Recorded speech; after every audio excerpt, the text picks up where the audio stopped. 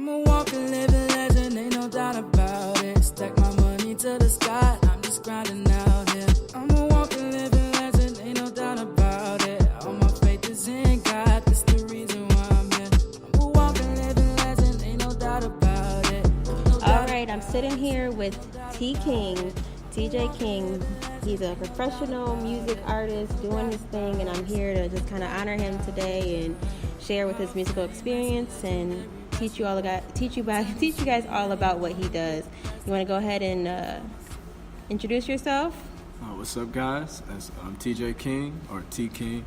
I'm looking forward to talking to you guys about the journey going on musically, as far as my own music and my recent journey, and also going on with my life and my journey as a man and through my faith and my beliefs. So I'm looking forward to sharing it with you guys. Okay, tell me why you chose to do music. Out of all the things that you could do, you're young, you're talented, you have a lot of ways you can go. You did school full-time and sports management. You're a very busy person, but why did you choose to do music? So share the passion with us. So music was it was always something that just stuck. It was always there. I can't remember a time where I wasn't enclosed or enveloped in some kind of music or sound. Or where I wasn't having that in my own head. My parents, they always said, like, when I was a baby, I always grabbed like one of each or something. Like it had to be two things I could have with both hands, and I would start to like bang it against the floor or cupboards or something. So I mean, it was just there from the jump. I can use it. I use it for a lot. Actually, I use it to relax. I use it to cope emotionally. It's always been like my safe haven or my safe place, and always something I could always just fall back on.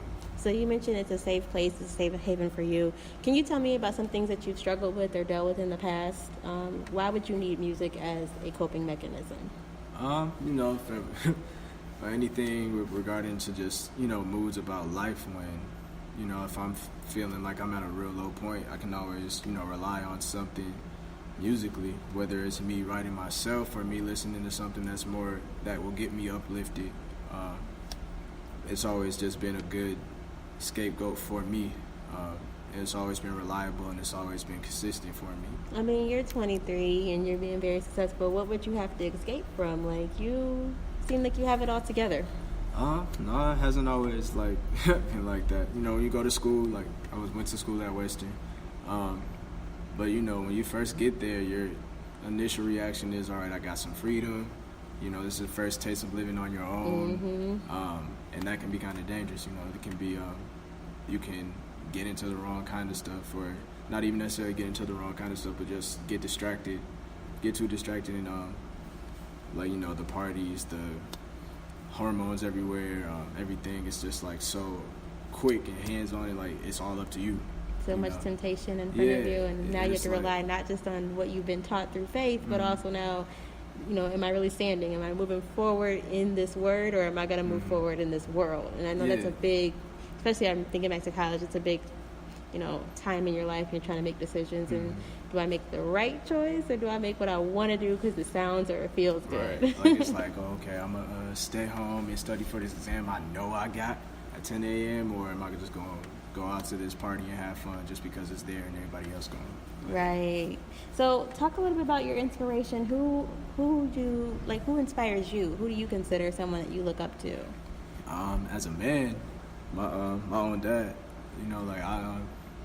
I'm grateful to have a father in my life. I know a lot of, or not even a lot, I know some people that don't, and I know a lot of people that don't, or aren't, don't get to experience that, and I'm thankful to God that I did. And not just a father, but he's a good, godly man at that. Like, he's a great example for a life to lead, and I always had that to look up to. So I'm extremely grateful for that, for him, and even in a sense musically too. He played the bass since maybe he was like my age. He played it for plus 10 plus maybe 20 plus years, and he's always been like real musically inclined too. So a lot of that he instilled in me as well, just growing up. But yeah, definitely as a man and definitely as a believer. Amazing. And so tell me, with your music, what impact are you trying to make on the world? You shared a little bit about how your music is really a journey. The album that you're currently working on is a journey of yourself. And you're walking us through this journey of, it could be at times of faith, it could be at times of your dealings and your go-betweens between the world and making decisions and your own understanding. So share with us a little bit more about the insight of the album and what you're trying to do. Yeah, so the goal is to portray where I was previously in that mindset, like I was saying, you know, when I was at school, in that mindset of just, you know, kind of, in a way, immature. It was an immature mindset and a real young and influential mindset, you know. I was speaking on how when you're up at the colleges, it's a big party scene, you know, it can be a big distraction, like drinking, smoking, like all of that stuff is there and apparent, and it gets your attention, and it takes your attention away from what you're actually there for. And I got consumed into that whole vibe, into that whole scenery. And so really much of your album, you're even talking about the things that you've done or experienced with the party scene, with being in college, being the freedom that you now have. Do you find that it's controversial when you're dealing with different people with Christian background? Do they have a problem with you speaking about the things that you were doing? I mean, I know that some people were uncomfortable with me saying it now for the reason because I'm not there now. And it's like, well, if you have this growth, then why are you speaking on it? And my response is just, it's me portraying my testimony. Okay. You know, I feel like there's somebody that, you know, when you go up to, you go to the altar and you ask to share the testimony, you're referring back to where you were, what you've done and what you've made it through. I'm just doing the same thing, but it's through my songs, through the project. Right. So near the beginning, songs like Get With You, where I had that immature mindset and I was really just, in a way, in the world, you know, that is what it portrays. And but progressively through the project, it shows my growth out of that mindset and then my mind going in a whole different direction. Like I said, in the middle, towards the middle of the project, there's a song called Confessions where I'm completely transparent with everything that's going on, like partying scenes, me not handling business I needed to do, like the whole nine, just being completely transparent. And then from that song on, it's all uplifting and. So in a sense, you're not necessarily glorifying the things of the world. You're glorifying, you know, your transition, your transformation, and how you made it out of those things, but also giving people a very real look of what's happening or what happened to you so that they can see, you know, this is where it started, but I made it out of this and into something else. Exactly. I love the way that sounds. I want to give you guys a chance to hear the song Get With Me. So I'm going to go ahead and play that now.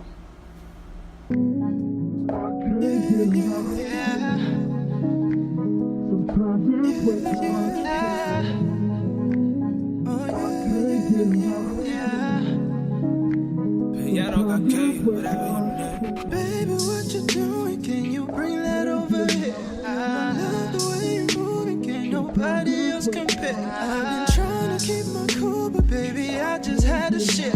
I'm trying to get into you if you wanna take it there. And girl, best believe I'm trying to get you right next to me, cause you really bless the scene. And when you dance, I feel like I'm on ecstasy.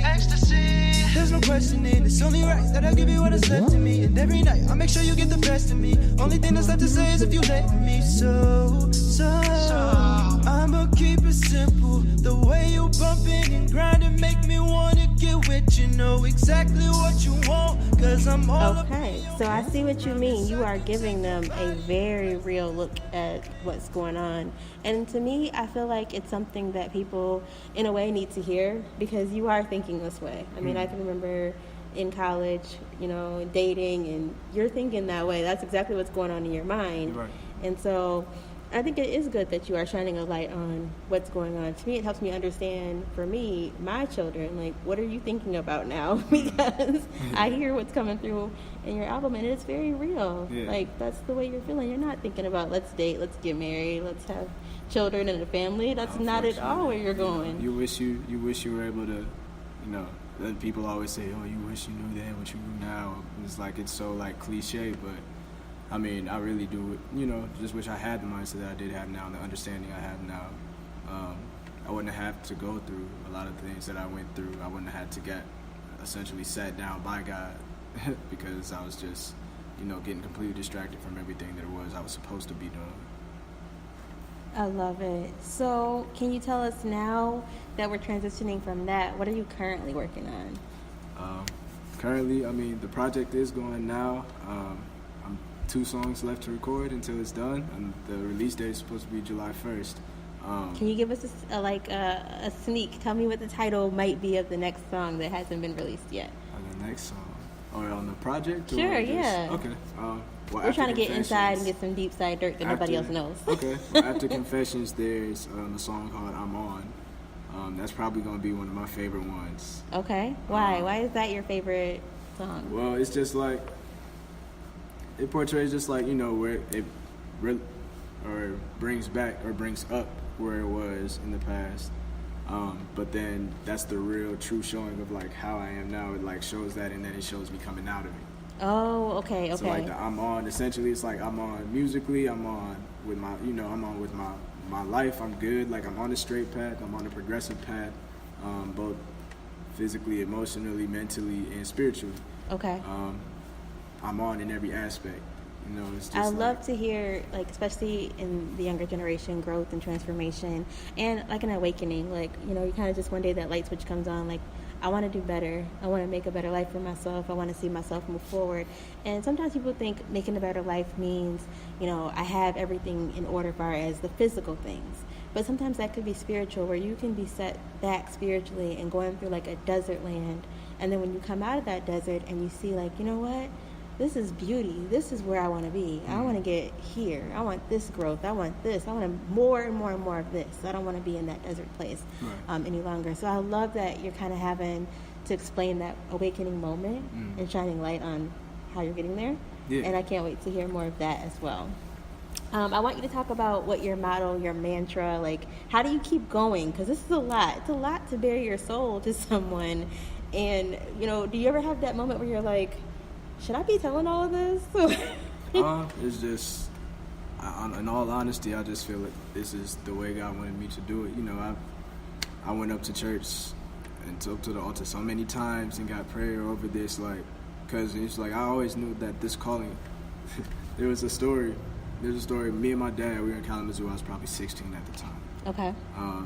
And we were going to the movie with some of my family, and there was this woman that came up to us. We have no idea who she was, never seen her day in our lives. She never saw us.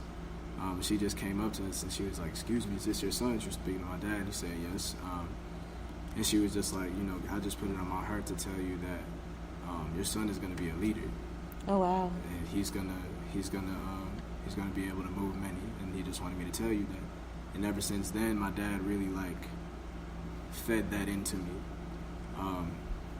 And in that way, I feel like my music is the way where I'm supposed to do that. And that's my driving force there. But I always, like I said, I went up to church, to my dad. He's actually the pastor of our church, Christian Celebration Center Church. But yeah, I go up there for prayer almost every single Sunday, just to like asking for clarity and asking for direction.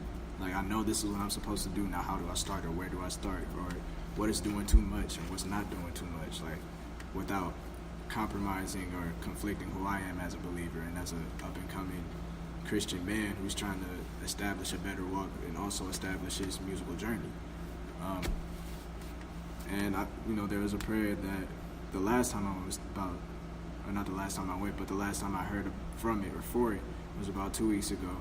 I called her Mama Chase. She was praying over me, and she was saying, well, you already are doing what you're supposed to be doing in the way that you're trying to already make that turning point.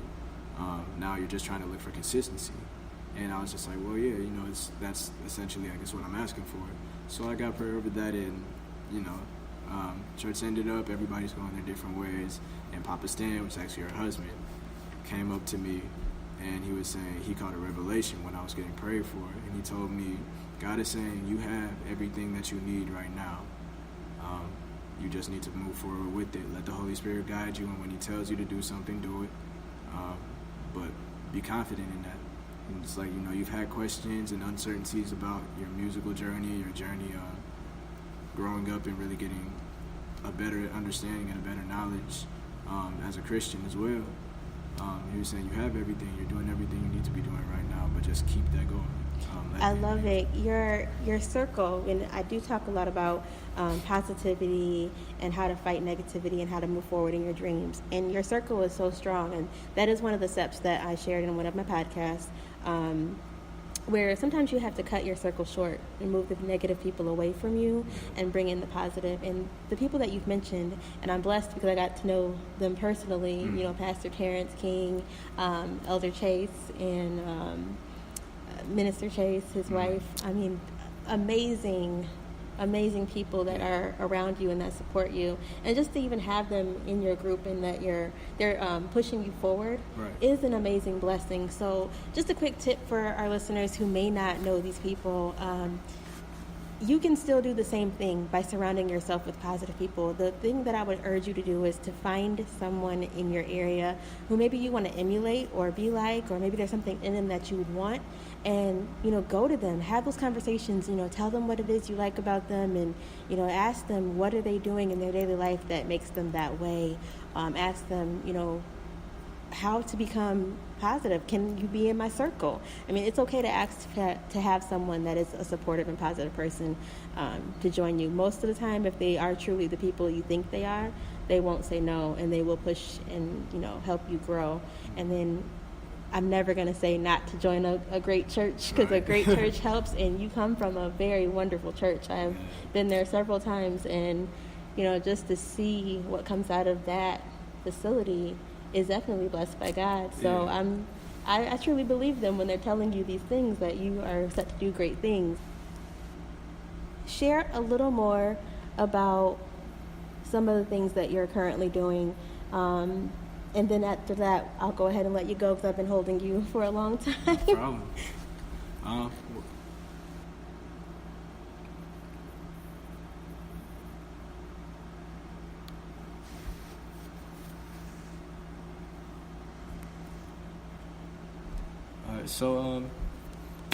Just things that I'm currently working on now. Again, that project that's going to be done July 1st. And then there was also someone that I did work with while I was in Kalamazoo. I was doing music initially. His name is JQ. Me and him have a couple more things in the works when we actually have a song coming June 17th. It's called My Life, and it's talking about, you know, the struggles of what we're going through or what we're thinking about as life is, you know, coming at us from this direction. And, you know, in a sense, it's just like everything that you're going through and what are you doing about it, basically. What's going on, or how are you taking the situations that are laid in front of you? Are you being folded or bending by them, or are you really walking in that strength that you get essentially from God, initially from God, and instilling that confidence and just really, you know, staying consistent and staying resilient and breaking through those constant struggles, trials and tribulations. And can you tell me, like, how you balance music over relevance? I know there is such an importance in the music industry of you got to be relevant. You got to be able to be up with the hottest sound, the newest trend. Is that your focus, or are you like, I'm telling my story, it's going to be relevant because it's from, you know, me? Yeah, I mean, I don't, and not even essentially that way, not necessarily that it's from me, but it's transparent for one, and it's in a way relatable. You know, I know people that go through those kind of struggles that I've gone through. I know I'm not the only person that has dealt with what I've dealt with, you know, and the fact that I try to make it relatable in that way. I guess I don't necessarily try to sound like someone to stay relevant or anything like that. I just, like I said, I just give myself, and I give a realness, and I feel like if it's real, then, you know, people will mess with it that need to, or people will mess with it that just acknowledge the fact that it's me being transparent and me being completely open with myself and how I am. And you know, it's like people are making music now, it's just kind of like flashing off what they have or what they're doing. You know, it's essentially, this isn't about me. This is for higher powers to bring someone or more people into the kingdom of God.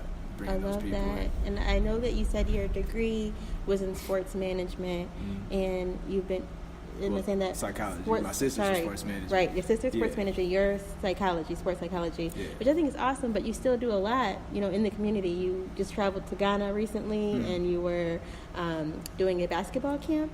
Yeah, it wasn't recently. I'd probably say it was more, maybe like 3 years ago, the last time I went. But it was just, when I was involved in sports at that time, and music kind of had to take a back seat. I was in high school. I was a 3-sport athlete. I played football, basketball, and ran track.